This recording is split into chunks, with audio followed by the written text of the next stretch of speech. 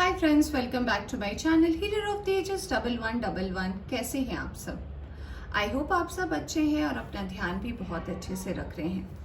Friends, आज मैं करने जा रही हूँ रीडिंग।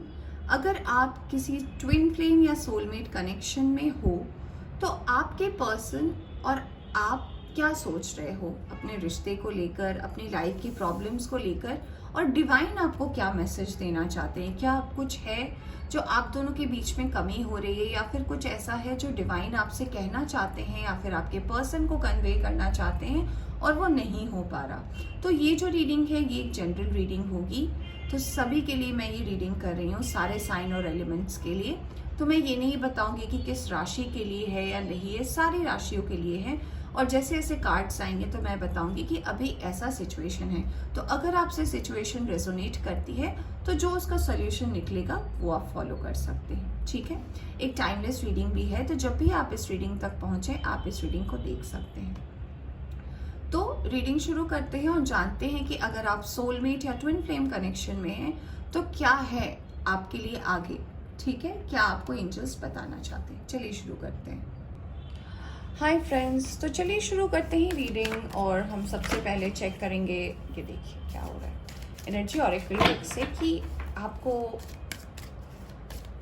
क्या मैसेजेस देना चाहते हैं डिवाइन आपके रिलेशनशिप को लेकर। अगर आपको लगता है कि आप किसी सोलमेट या ट्विन फ्लेम के साथ डील कर रहे हो तो क्या है आप दोनों के लिए मैसेजेस, क्या है जो डिवाइन आपको बताना चाहते हैं। कुछ प्रॉब्लम है आप दोनों के बीच में, या फिर कुछ इश्यूज़ है जो आपको पता नहीं है या फिर आपके पर्सन को नहीं पता है, कुछ ऑब्स्टेकल्स बन रही है कि नहीं, तो हम ये जानने की कोशिश करेंगे। चलिए अब देखते हैं कुछ कार्ड्स। सबसे पहला कार्ड आया है कॉन्ट्रैक्ट, फिर आया है third chakra, seventh chakra, magician and the mirror, anxiety, walking away. Okay. यहाँ से आया है ब्लॉसमिंग अबंडेंस का कार्ड। चलिए कुछ और कार्ड्स भी देखते हैं और फिर देखते हैं कि क्या है मैसेज ओवरऑल, क्योंकि मैं सभी साइन और एलिमेंट के लिए कर रही हूँ। तो पहले मैं कार्ड्स निकाल लूँगी फ्रेंड्स, फिर मैं आपको बताऊँगी।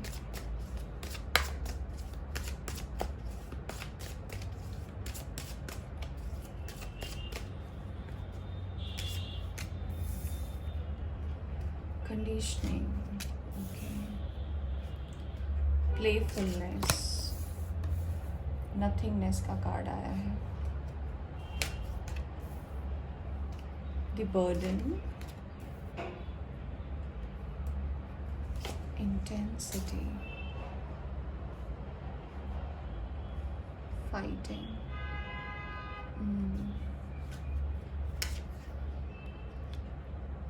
comparison, harmony। यहाँ से आया है द फूल, और बॉटम से आपके लिए आया है पेशेंस का कार्ड। ओके, आई होप आप सभी को सारे कार्ड्स दिख रहे हैं फ्रेंड्स।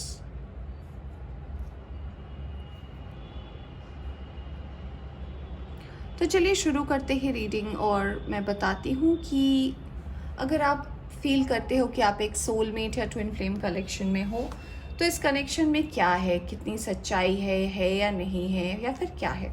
तो देखिए, मैंने ओवरऑल एनर्जी निकाली है आपके और आपके पर्सन की। तो मुझे सबसे पहला मैसेज ऐसा मिल रहा है कि हो सकता है आप या आपके पार्टनर किसी के लाइफ में, आप शायद किसी ऐसे परिवार से, किसी ऐसे फैमिली से बिलोंग करते हो जहाँ पे बहुत ज़्यादा कंडीशनिंग है, यानी कि बहुत ज़्यादा रोक टोक है, बहुत स्ट्रिक्ट फैमिली हो सकती है। ये आपकी भी हो सकती है, आपके पर्सन की भी हो सकती है। वैसे तो आप सबके बीच में बड़े हुए हो, आपके आसपास में लोग भी थे, आप हो सकता है एक जॉइंट फैमिली में आपका ऐसा हुआ हो, जन्म हुआ हो जहाँ पे आपकी फैमिली में बहुत लोग तो थे, बट हमेशा से आप लोगों के साथ जुड़े हो, यानी कि आपकी परवरिश लोगों के साथ हुई है। आपके भाई बहन हो सकते हैं, आपका एक बड़ा संयुक्त परिवार है, तो डेफिनेटली आप बहुत लोगों की एनर्जी के साथ बड़े हुए हो, तो सबसे आपने कुछ ना कुछ अपनी ज़िंदगी में सीखा है और अब आप यहाँ तक पहुँचे हो। तो यहाँ पे मुझे जो नज़र आ रहा है आपके लिए, सोलमेट और ट्विन फ्लेम के लिए जो मैसेज मुझे इससे नज़र आ रहा है कि कहीं ना कहीं जब आप अपनी चीज़ें जो आपने सीखी है अपनी फैमिली से, ये जब आप अपने पर्सन पर इम्प्लीमेंट करना चाहते हो या इन्हें बताना चाहते हो, तो कहीं ना कहीं ऐसा भी सिचुएशन होता है कि आपके पर्सन को लगता है कि आप कोई चीज़ उन पर फोर्स कर रहे हो या फिर किसी तरीके का बर्डन हो सकता है। आपके पर्सन को ऐसा लगता है कि आप उन्हें किसी चीज़ के लिए रेस्ट्रिक्ट नहीं कर सकते, रोक नहीं सकते। यानी कि मान लीजिए अगर किसी फैमिली में ऐसा नियम है कि शादी के बाद उनके घर की बहू काम नहीं करना चाहती, तो ऐसा होता है कि फैमिली बहुत अबंडेंट है या फिर फैमिली में ऐसे नियम होते हैं कि मेल मेंबर्स ही काम करेंगे। तो ये गलत नहीं है, मैं ऐसा नहीं कह रही कि ये सही भी है, तो ये गलत भी नहीं है। हो सकता है कि उस फैमिली का नियम ऐसा हो, ऐसी रिवाज चलती आई हो, तो कुछ लोग इसे अच्छा भी मानते हैं, कुछ लोग को ऐसा लगता है कि सभी इक्वल है, सभी काम कर सकते हैं, इसमें क्या प्रॉब्लम है। तो देखिए, ज़रूरी नहीं है कि आप किस एंगल से चीज़ों को देख रहे हैं, ज़रूरी ये है कि हर चीज़ के दो पहलू होते हैं। एक पहलू ऐसा होता है कि आप क्या सोच रहे हैं और दूसरा पहलू क्या होता है जो वो सच क्या है। ठीक है, तो एक आप सोच रहे हो, एक मान लीजिए आपके पर्सन सोच रहे हैं, तो अब आपके और उनके बीच में एक सच्चाई होती है। तो जहाँ पे वेटेज ज़्यादा होती है या फिर जहाँ पे लोग समझते हैं कि हाँ इस बात को सेंस ज़्यादा होता है, तो लोग उस चीज़ को मान लेते हैं कि हाँ ये सच्चाई है। तो आपके अंदर कहीं ना कहीं कंपैरिजन की एनर्जी है कि आप चीज़ें कंपेयर करते हो, आप चीज़ें लोगों को बताते हो, करने को कहते हो, तो कहीं ना कहीं आपके और आपके पर्सन के बीच में कहीं ना कहीं थोड़ा लड़ाई झगड़ा, एंजाइटी, डिप्रेशन, ऐसी चीज़ें आ जाती है या फिर बहुत ज़्यादा कन्फ्लिक्ट हो जाती है, लड़ाई हो जाती है और फिर एकदम आप दोनों शांत हो जाते हो। एकदम जब ये कंपैरिजन बंद हो जाता है, जब कोई बर्डन होता है वो बंद हो जाता है, जब आप कोई चीज़ भी उन्हें थोपना बंद कर देते हो या फिर उन पे जोर देना बंद कर देते हो ना, या फिर चीज़ें एकदम शांत हो जाती है या फिर आप दोनों अचानक से नो कॉन्टैक्ट जोन में चले जाते हो, फिर कुछ दिन की दूरी रहती है, फिर आप मिल जाते हो। तो इससे आपको जो मैसेज मिल रहा है वो मुझे सबसे पहला जो नज़र आ रहा है वो ये है दोस्तों कि कोई भी चीज़ जो है आप किसी को फोर्सफुली नहीं कर सकते अनलेस आप उस चीज़ का महत्व सामने वाले को समझा दो। मान लीजिए एक बच्चा किसी खिलौने के लिए रो रहा है, आप एक टॉय शॉप के सामने से गुजर रहे हो, तो अब आपका बच्चा उस स्टोर से सबसे महंगी कार आपसे मांग रहा है और उसको नहीं जाना। अब डिपेंड ये करता है कि क्या आप उसके ज़िद को रोकने के लिए आप वो महंगी गाड़ी खरीद के दोगे या फिर आप उस शॉप से ही जो आप अफोर्ड कर सकते हो वो आप उसको खरीद के दोगे, ये बताकर कि ये भी उतनी ही वैल्यूएबल है जितनी कि वो है। ये डिपेंड आपके ऊपर करता है। ठीक है, समझाने का तरीका होना चाहिए, समझाने का वे होना चाहिए।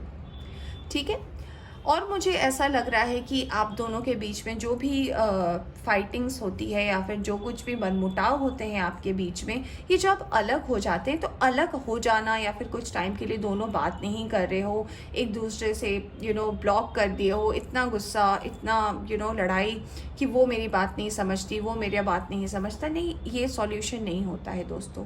हर चीज़ कामली सॉल्व करने से उसका आंसर निकलता है।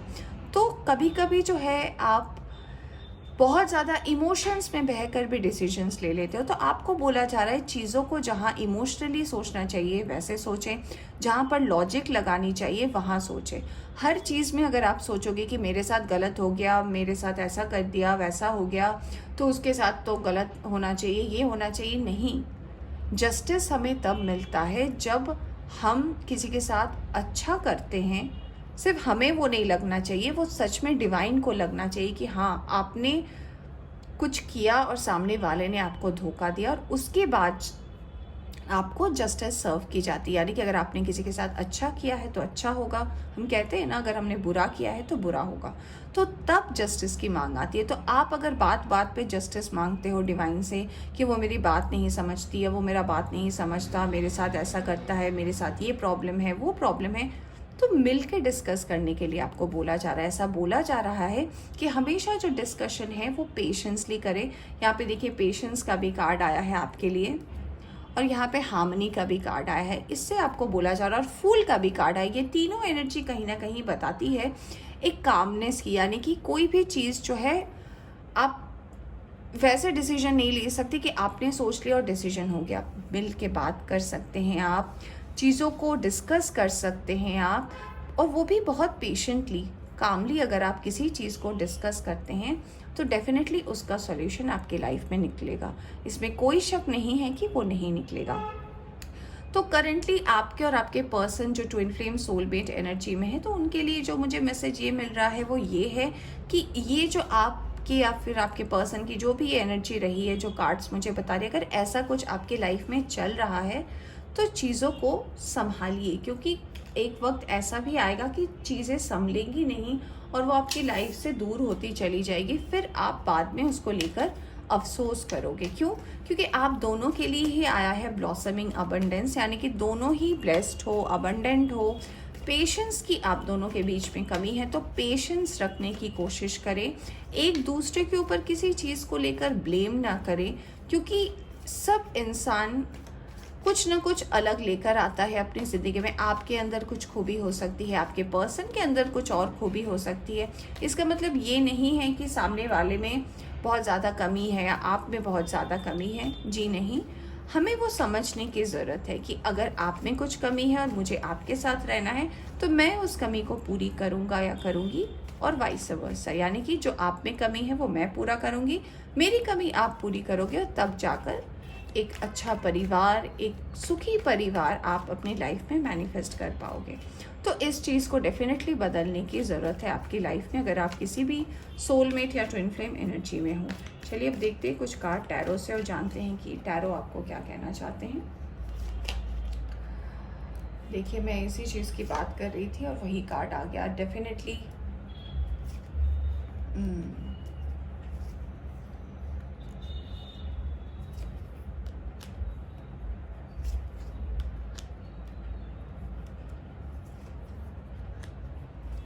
ओके, यहाँ से आया है एस ऑफ वैंड्स का कार्ड। तो टैरो से जो मैसेज आया है फ्रेंड्स आपके लिए ये आया है कि डेफिनेटली जैसे मैंने बोला कि आप बहुत ज़्यादा कभी कभी इमोशनली चीज़ों को ले लेते हो, इमोशंस को हैंडल नहीं कर पाते। कुछ लोगों के लिए ऐसी भी एनर्जी आई है कि आप कहीं ना कहीं ऐसा डिसीजन लेते हो जिससे आपकी माँ बहुत ज़्यादा इफेक्ट हो जाती है, फैमिली के एल्डर लोग बहुत ज़्यादा अफेक्ट हो जाते हैं, उनका मन आप दुखी कर देते हो, प्लस आपका भी रिश्ता सही नहीं रहता। आप हमेशा कन्फ्लिक्टिंग एनर्जी में रहते हो और हमेशा आपको लगता है कि सही है या गलत है, आप कंफ्यूज हो जाते हो। तो ऐसा ना करें, क्योंकि आपकी जो विश है वो डेफिनेटली पूरी होती है तब जब आप चीज़ों को डायरेक्ट इम्प्लीमेंट करते हो, कन्फ्यूजन में नहीं रहते हो। क्योंकि आप में वो पोटेंशियल है कि आप जो भी डिसाइड करो, चाहे आपके आप परिवार हो, चाहे आपका रिलेशनशिप हो, चाहे आपका वर्क हो, वो डेफिनेटली पूरा होता है। क्योंकि ऐसा लगता है कि आप मैनिफेस्ट तो डेफिनेटली करते हो। तो आप जिस चीज़ की तलाश करते हो ना, वहाँ से अपने अंदर का कॉन्फिडेंस को जगाओ, क्योंकि ऐसा लग रहा है कि कॉन्फिडेंस की कहीं ना कहीं बहुत ज़्यादा कमी है। बाकी सारी चीज़ें हैं आपकी ज़िंदगी में, आप इंटेलिजेंट हो, आप शार्प हो, आपकी विजडम भी है, आप चीज़ों को इम्प्लाई भी करते हो समय से जैसे करना चाहिए, बस आप कहीं ना कहीं अटक जाते हो। तो अगर आप ना अटको, अगर आप चीज़ों को सही हिसाब से समझो ना, तो चीज़ों में कभी भी प्रॉब्लम नहीं आएगी।